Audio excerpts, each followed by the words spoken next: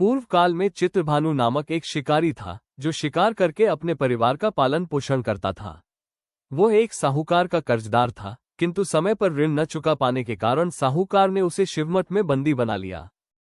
संयोगवश उसी दिन महाशिवरात्रि थी। बंदी रहते हुए शिकारी ने शिव से संबंधित कथाएं सुनी और चतुर्दशी को शिवरात्रि व्रत की कथा भी सुनी। संध्या होते ही साहूकार ने ऋण की बात की। अगले दिन ऋण लौटाने का वचन देकर शिकारी मुक्त हो गया और शिकार की खोज में जंगल चला गया। दिन भर भूखा प्यासा रहने के कारण वो बहुत दूर निकल गया। अंधकार होने पर उसने जंगल में ही रात्रि बिताने का निश्चय किया और तालाब के पास एक बेल वृक्ष पर चढ़ गया।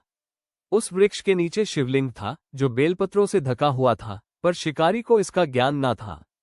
टहनियां तोड़ते समय बेलपत्र अनजाने में शिवलिंग पर गिरते रहे।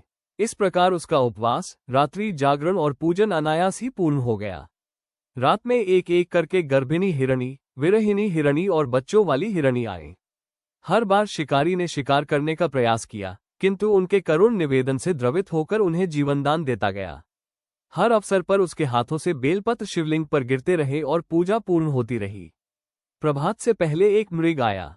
उसने भी शिकारी से जीवनदान मांगा और अपनी पत्नियों की प्रतिज्ञा का स्मरण कराया। शिकारी ने उसे भी छोड़ दिया। इस प्रकार महाशिवरात्रि की पूजा अनजाने में ही संपन्न हो गई और उसका हृदय करुणा से भर गया।